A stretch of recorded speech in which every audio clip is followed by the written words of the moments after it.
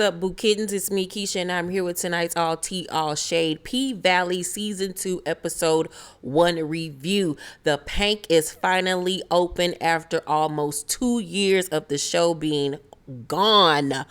Oh my God, I can't stand Corona. Corona is what delayed the show, but it is back, and it is back with a vengeance. I can honestly say that I really enjoyed tonight's episode. I felt like this was a great opener to the season with so many different storylines and different pathways to go down. So let's get started. So the episode opens up with Darnell, child from the Shy. Now I know that's not his name on this show, but I'm just gonna call him Darnell. So Darnell from the Shy is at home with all his badass kids, because you know his character on the Shy had a whole bunch of kids. So he at home, and it's a birthday party going on. Kids is throwing up, ripping and running all around this small ass apartment, and he is just over it. So he tells his baby mama that he about to go to the 7-Eleven, so he get the fuck out of there ASAP. So he get in his old car and he heads to the store. But when he heads to the store, he runs into one of Patrice Woodbine's billboards for her church. But people have graffiti. People just sprayed all on the billboards. I was like, this bitch and this, that, and the third. You know Mercedes did the shit. So on his left side is the billboard for Patrice's church, and on the right is a girl out standing with an arrow to go to the Pynk. So it's basically like the devil on one shoulder, God on the other shoulder, and he's trying to figure out which one he gonna go to, because he is conflicted. But of course he ends up going to the Pynk. I would have went to the Pynk too. I love Jesus, but I want to see some ass too, god damn it. So he pulls up, and Big L and Autumn are standing outside. I loved Autumn's outfit. That clear plastic outfit was everything. So he pulls up, and they got a sign out there that say, you know, you get hand jobs, blow jobs, child, and get the Mercedes special. He say he want the Mercedes special, baby. So he pays the money and he goes through a car wash, because, you know, it's COVID. So, you know, during COVID, you know, everything was shut down. Strip clubs, you know, beauticians, you know, beauty shops, barbershops, all of that type of stuff was shut down for, you know, that time period. So he starts going through the car wash, and he sees girls dancing in cages with glow in the dark stripper heels, and it was giving me life. I love this idea. I loved that they came up with this as a way of keeping the girls, you know, working during, you know, a pandemic. So then the light shines down on this figure, and it's none other than Uncle Clifford. He like, oh hell no, like I did not come here for this bullshit. He trying to back up and Uncle Cliff was like, no, you the answer, baby, come on deeper. So then girls, Uncle Clifford moves out the way, and it's a girl bent over with her ass in the air, and then she does a back bend, honey, and I was like, bitch, I would have gave that bitch all of my money, bitch, my food stamps, my Medicaid, everything I could have gave her, bitch, because she did the damn thing. So he is in heaven with all these girls dancing all over his car and everything. He rubbing on himself, and then he goes further into the car wash, and at the end of the car wash is none other than Mercedes, bitch, and Mercedes was giving me Beyonce, let me be your want to be, got to be your sugar, get mama some sugar mama. You remember that video for Sugar Mama when she was on that horse doing a rodeo? That's what Mercedes was giving us. She was riding the shit out that goddamn horse, and the harder she was riding it, goddamn it, the harder he was jacking off, and then he ended up climaxing, child. And at the end, Uncle Clifford come pulling up to his car, giving him some complimentary weed wings and some Clorox wipes to wipe the nut off the dashboard. And here we are back again at the motherfucking Pynk. I love that opening. I thought that opening was so genius. It was so fun. The dancers, the look, the style of everything was just simply stunning, and I got my life. So then we have the opener with Down in the Valley Where the Girls Get Naked. And it felt so good hearing that again after so long. So then the show opens up, And we see Mercedes is tired, bitch. She been working her ass off during the last 5 months of this pandemic, child. Her arm is fucked up. And Autumn is like, here, girl, you need an ice pack. But she like, I'm good. You know, Mercedes don't want no help from nobody, child. She's so motherfucking hard-headed. And Autumn was like, girl, I'm going to get you a doctor's appointment. She's like, girl, no, I'm good. And Autumn looked at her like, okay, bitch, you ain't going to keep on yelling at me. But at this point, their relationship is like sisters that get along and can't stand each other at the same damn time. So at the end of the night, Mercedes checks her bank account and she sees that she's still in the negative, goddamn it. And she asks Autumn like, girl, you sure you gave me all my Skrilla? And she was like, yeah, bitch. But Mercedes is not feeling the fact that they got to split the pot amongst everybody, because she feels like she is the one that is the main attraction and the one that has been holding everything down. But of course the other dancers don't feel that way, so her and one of the other girls almost come to blows, and Uncle Clifford got to get in between them. So she is mad, honey. She is mad because she broke. She was supposed to be, you know, living the life that she wanted to. Her mama stole her money, child. Mercedes ain't got no dick here in a while. Like, she is just pissed the fuck off. And then all of a sudden, they was like, oh my God. And she looks up and it's Lil Murda's video featuring Keyshawn. And everybody going crazy over Keyshawn and how well Keyshawn is doing it. And Mercedes is like, like, fuck that bitch. Like, fuck her, because basically, like, she getting all the clout, all the shine, and she the motherfucking op at this point. So they don't fuck with her. And then Uncle Clifford, when he see Lil Murda on the screen, he damn near have a panic attack, because he like, my dick gone. My dick is gone, baby. I can't fuck with this dick no more. So he was like, turn that shit off. So then we have an office scene where Uncle Clifford goes into the back into the office, and Autumn and Big L are in the back, and they got a denied notice from the relief fund. They was trying to get some money, you know, to come in, but the government didn't feel like they were essential workers, and they're of course not. So Autumn was like, how much money we got left? And Uncle was like, ask him. And so she turned to Big L, and Big L was like, 25K. And she's like, excuse you? I know you fucking lying. Where the rest? I had $250 motherfucking $1,000 that I gave your black ass. It should be $195,000 left. So Uncle Clifford get to breaking down how he had to keep the girls afloat, how he had to fix the basically they boom boom room, and they had to pay off his debt, and she gave some of the money to Mercedes to open up her gym. And she just looking like that still don't answer, like, where the rest of my motherfucking money. Autumn is pissed. But I was like, why would you allow Uncle Clifford to take care of everything? Like, you should have been the accountant. Like, because we all know Uncle Clifford is horrible with money. So we then realized that she is the full, like, pretty much the owner of the Pynk, because she only gave Uncle Clifford 15% of the Pynk. So she really does own the Pynk at this point. And of course he hates that. So they going back and forth about this whole money situation, and we already know that this is not going to work with them two working with each other. And then based off what Katori Hall said in the interview with, I believe, Deadline, I did a video on it about a week and a half ago, where she said that, you know, Haley / Autumn really can't be trusted. So we gonna see if she gonna try to sell the Pynk from up under Uncle Clifford with this whole promised land thing, because you know she all about the bag and all about herself. So we gonna see where this whole situation goes. So then the girls is outside hooping and hollering, and he like, oh Lord, what's going on now? So they all go outside, and they see on the news that lockdown will end in a week. And so Uncle Clifford's like, hell yeah, the Pynk is back open, bitch. We can get back to fucking normal. But the gag is, also on the news, they find out that Mayor Tydell has passed away. And remember, I did a video on that showing you guys. So now they have an interim mayor that is Wayne Kyle, one of the rich white boys that is half brothers with Corbin. So you know this about to be some bullshit. So then we switch back to Atlanta and we see Andre's wife, Brittany, coming home from work. I believe she was either a doctor or a nurse. I can't remember, but she comes home, during that time, anybody that worked in hospitals and stuff were, instructed to come home in a separate area, shower, don't talk to nobody, take your clothes off, put them in a bag when you walk in the house, take a shower, wash your hair, wash your hands, do everything.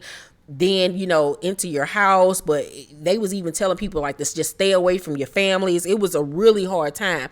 She takes off her mask and looks into the mirror, and she has irritation on her face from the mask. A lot of people was getting mask acne and marks and stuff for constantly being in their mask for hours upon hours, and she is just worn down. And I was like, damn, I feel bad for her. So she goes upstairs because she has a refrigerator and things down in the basement because she's been trying to stay away from Andre so she don't, give him anything. But when she goes into her mini fridge, she sees that all of her milk is gone and he didn't go to the grocery store. So she goes upstairs to the main part of the house, and this nigga up there playing motherfucking NBA 2K and shit, and she looking like, nigga, you supposed to go to the store and get my shit. I'm trying to stay the fuck away from you so your ass don't get sick. She was like, what the fuck have you been doing all day, pretty much? And he was like, time got away from me. This nigga unemployed and shit. So she looking at him like, you got me fucked up. The house is a mess.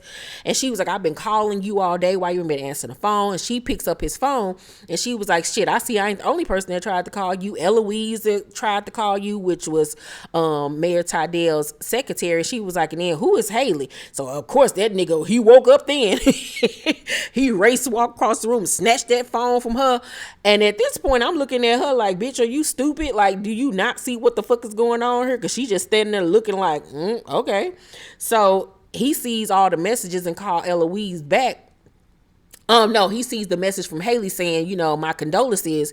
And then he calls Eloise, and that's when he finds out that Mayor Tydell has passed away. So he was like, all right, I'm going to be there. I'm coming or whatever. And Brittany was like, no, the fuck you ain't. You ain't going no motherfucking where. You ain't going. And so she hooping and hollering. So he get off the phone and he was like, babe, like, I got to go. That's my God, my godfather. She was like, no, you asked me how my day was.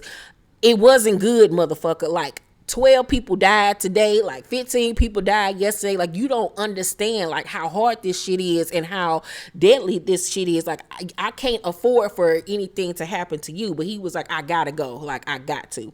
So she was like, look, just get there early, because you know how niggas be when it comes to motherfucking wakes.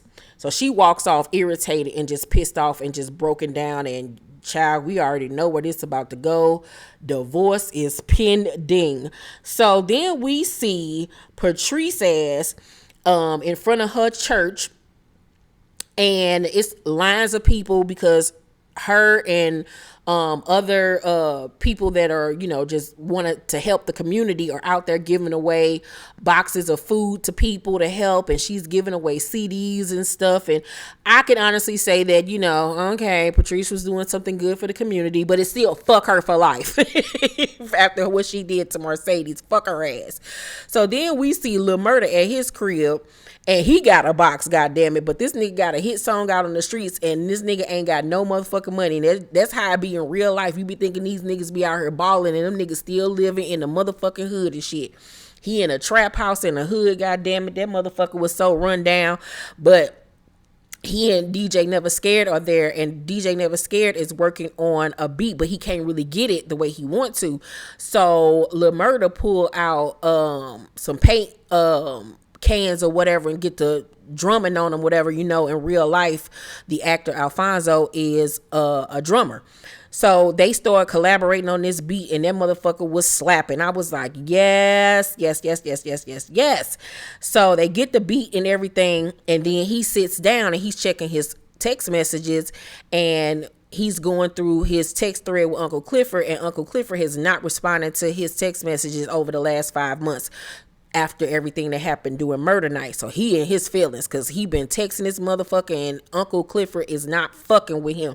I wish I was that strong, because I would have been gave in. I would have been creeped over there in the hood, baby, and got on my knees. But anywho, So he in his feelings and never scared was like, you spoke to Uncle Clifford, and he was like, nah, why the fuck would I speak to him? He was like, damn, nigga, calm the fuck down. I thought might have tried to hook something up to have another murder night at the club now that the Pink about to be open. And he was like, nah, the Pink ain't ready for me or whatever, trying to play it cool. And I'm like, see, nigga, you ain't learned shit. That's why he ain't fucking with your ass now, because you still ain't being who the fuck you really are. So then it's a knock on the door, and Murda goes outside, somebody from the hood, trying to get some weed or whatever. So he make a little sale, and as he's standing on the porch, a rival gang comes down the street in like a Monte Carlo or Cutlass Supreme or whatever. And so he reaches behind him for his gun, because this the op, you know what I'm saying? And these motherfuckers pulling up real slow and shit on some boys in the hood type time. And the dudes in the passenger seat pulled down his mask and was like, yo, when you dropping some more music? And so he realized it ain't no static. He was like, soon. You know what I'm saying? Dude was like, all right, we need that. But the dude in the back seat, though, was ice grilling him on some snake shit. Like, I don't fuck with that nigga. And he looking at him like, oh, okay. So it's just another reminder for Lil Murda that he got to get the fuck out of there ASAP, because shit is not sweet. So then we see Autumn at Mercedes' crib. She's staying with Mercedes, and Mercedes in her room moaning and groaning, fucking herself. And Autumn is pissed because she can't sleep. So after Mercedes get done playing with herself, Autumn tells her that she is going to negotiate a cut of the door so she can get more money. And so she was like, oh, okay, that's cool or whatever. But then she hits her with, and I'm going to be auditioning new girls. And Mercedes was like, no, the fuck you ain't. We don't need no new girls. We already struggling as it is with this split. Like, no. And Autumn was like, well, girl, we do need some new dancers, because Beyonce needs her Kelly and Michelle. Gidget is gone because since her mama passed. And Keyshawn out here doing Keyshawn. And Mercedes was like, don't bring that bitch name up in my house. And she was like, why? Like, girl. She was like, no, I don't fuck with her. She the op. She pulled a gun out on Diamond. And Autumn was like, girl, you don't understand. And she was like, no, I do understand. So I guess we're going to learn this season that Mercedes has had, a relationship where she's gone through physical abuse or something like that. But, Autumn is coming from a person that was physically abused, and how, a lot of women that are battered, in a lot of those cases, chooses their better, over people that are trying to help them. And it's sad, and I see it from both ladies' sides, because Mercedes has a point, because this is family and we've done a lot for her, and for her to do that to somebody that was trying to protect her. But then on the other end, if you're not in that position where you've been in a situation where you've been battered by someone, you don't understand the mindset of somebody that has been abused. So then we see Keyshawn at her house dancing. She's getting her life, and she's selling like flat tummy tea and shit. She doing the damn thing. She getting to the bag. And Derek is out in the kitchen watching her live, feeding their baby, one of their kids or whatever. His hair and shit then grew out because he ain't been able to get his hair cut and everything. So she come out, she done pulled a wig off and everything. And Derek was like, you had 400,000, people on your live. She was like, yeah, like, it was great. Like, she happy, like, cause she finally got the recognition that she been wanting. So he was like, I got a job interview today. She was like, I got another live today. And he was like, well, I need a job, motherfucker. She was like, Rome, gonna get mad. He didn't, book this stuff, endorsements and stuff. He was like, Rome should have asked me first. Like, he, had one of his little moments where he was about to snap into a Slim Jim on that ass. He trying not to whoop her ass, but that nigga still crazy. And so, she was like, eventually, I can't wait to get back out on stage and stuff. And he was like, no, the room is good enough. We're not doing that. And so she looking like, the room, like, I ain't about to be up in this house dancing, and you being able to, keep me in this motherfucker confined. That ain't gonna work. So she looking like, what the fuck have I done? I was like, see, that's what you get. Should have chose Diamond. Diamond would have let you dance. So Mercedes is at her dance studio that is unfinished because you know she ain't got no money to finish that motherfucker, and she's on Zoom with the girls, and she's excited because you know they'll be able to actually come in and practice now. But the girls is like, you know, our mama say we can't come because you know some of them ain't got no money, but majority of the mamas just don't want them to come because they scared, you know, of corona. And Terica can't come neither, her daughter.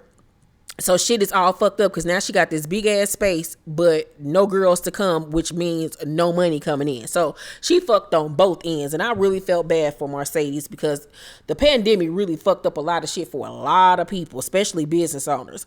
So then we see Uncle Clifford and Big L in, you know, the little private room fixing it up and everything. And they both feel like this cold breeze come through and it's freaking them out because, you know, that's the room that Quantavious got killed in. And remember, I told y'all that this season it was gonna have like this, you know, ghostly like vibe, or like the ghost of Quantavious, you know, in that room. So Autumn come in and scare the shit out of them.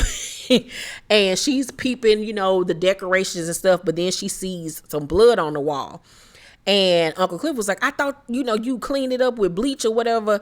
And Autumn was like, paint the walls red. Just go ahead and paint the walls red because blood stains always seep back through. So Uncle Clifford and Big L looking at each other like, how the fuck this bitch know this? Like, how many people has this bitch killed? Like, what the fuck is going on? Do we gotta be scared, bitch? Or we gonna be on Unsolved Mysteries? What the fuck is going on with this crazy hoe?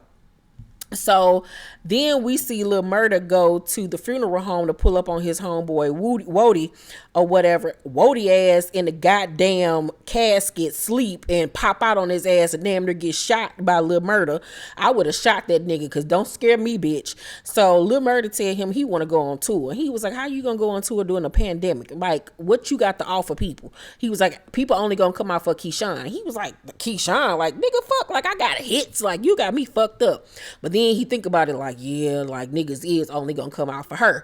So Murda bite the bullet and he called Keyshawn, and you know, she was like, nigga, I ain't seen nor heard from you since the video. You owe me my money. He was like, I got you. She was like, So he brings up the tour, and you know, she want to go, but of course she can't go because of Derek crazy ass.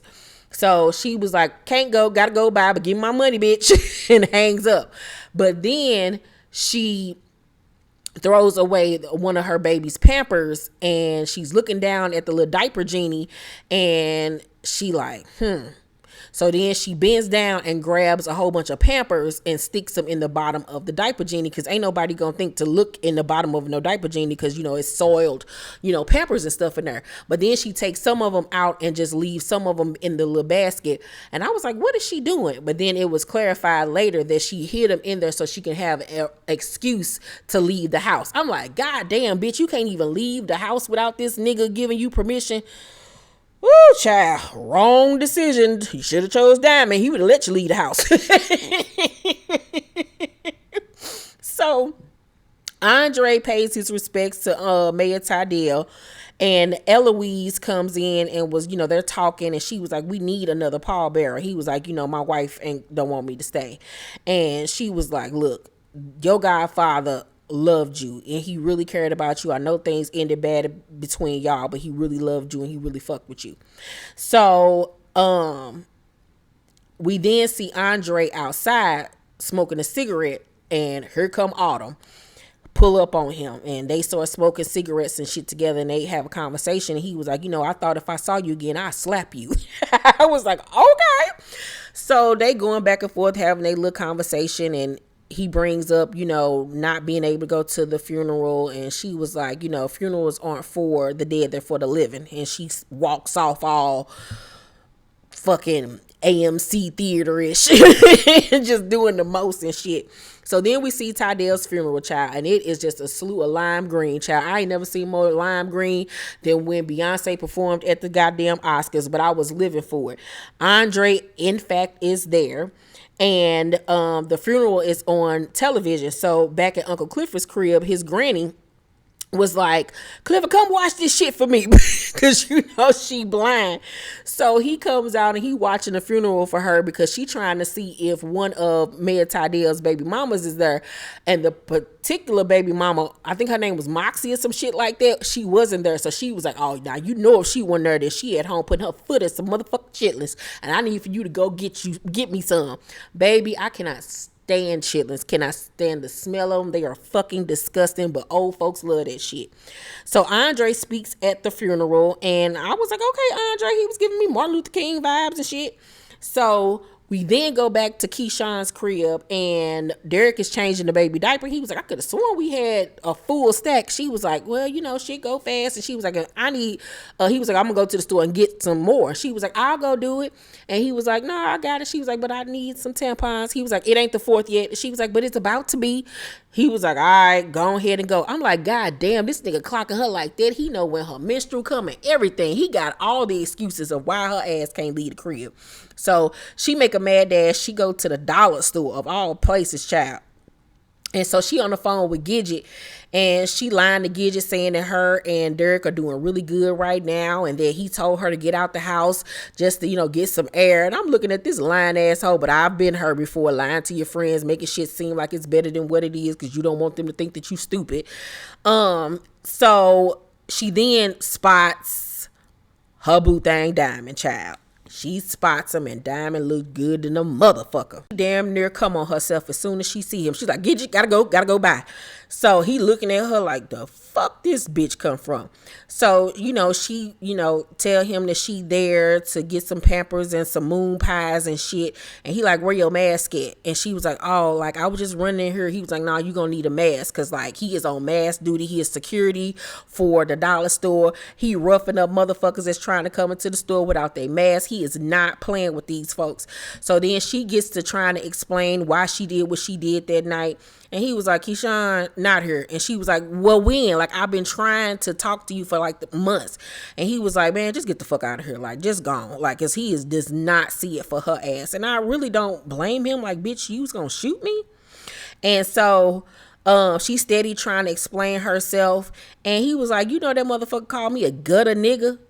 He was like, I can't imagine what he called you. She was like, he would never say that to me, when really she know damn well he would. So he tells her once again, basically get the fuck out his face after yoking up this nigga that tried to come into the store without a mask. So she tried to give him back the chain that he gave her. He was like, I don't got no use for it, especially since I know that motherfucker don't work. Like, you keep it. So she walk off crying and shit. And I was like, well, girl, this is what happens when you pull a gun out on somebody that's trying to save you from further getting your ass kicked. But okay.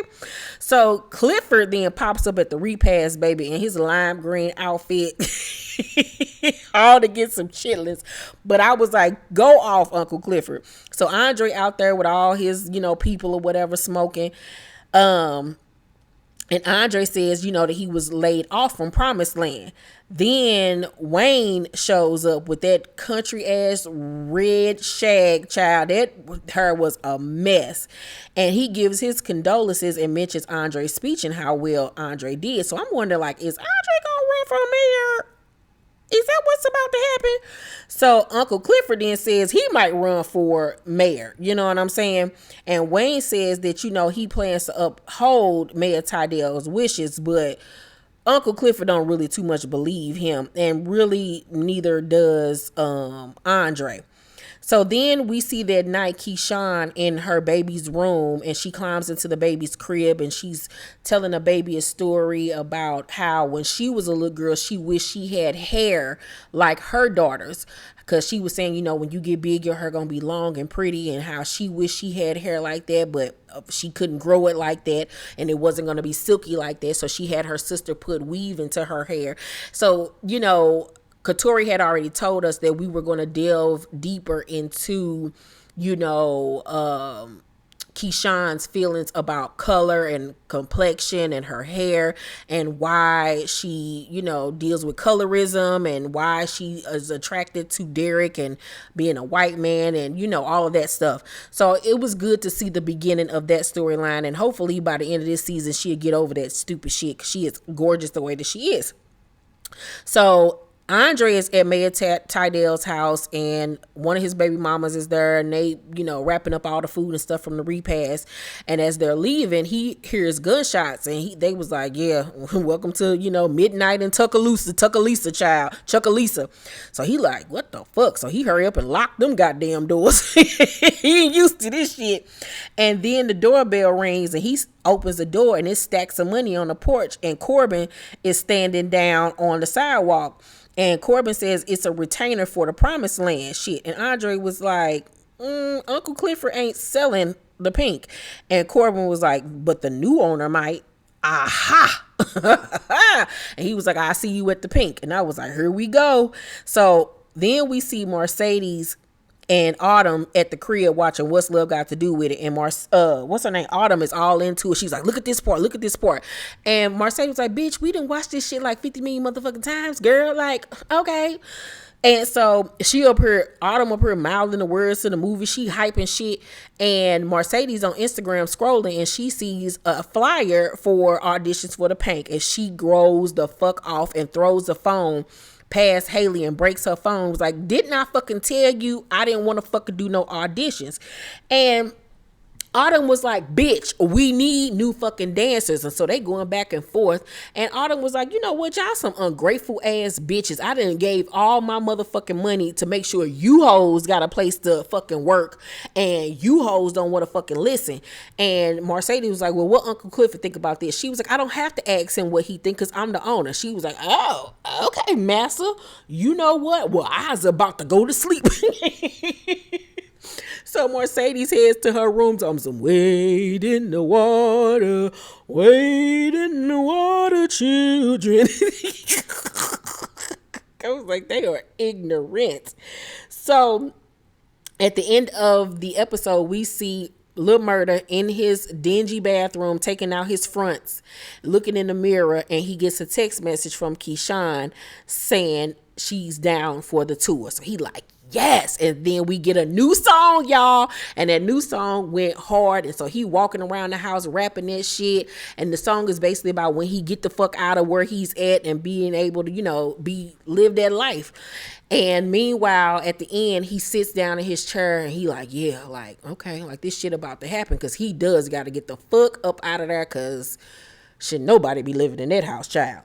And then the episode goes off. Must say once again, this was a great season opener for season 2. Love where this season is headed. I'm so excited. We get more episodes this season, 10 episodes.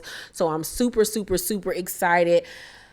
Let me know what you guys thought about season 2, episode 1 of P Valley. Let's talk down below. What was your favorite part of tonight's episode?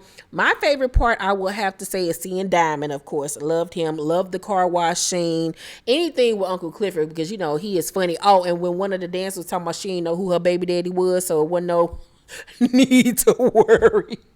That shit was funny as hell. So once again, you guys, thank you for watching this video. Make sure to thumbs up this video, like and subscribe, and hit that notification bell button. I love you guys, and I will see you on the next video. Bye.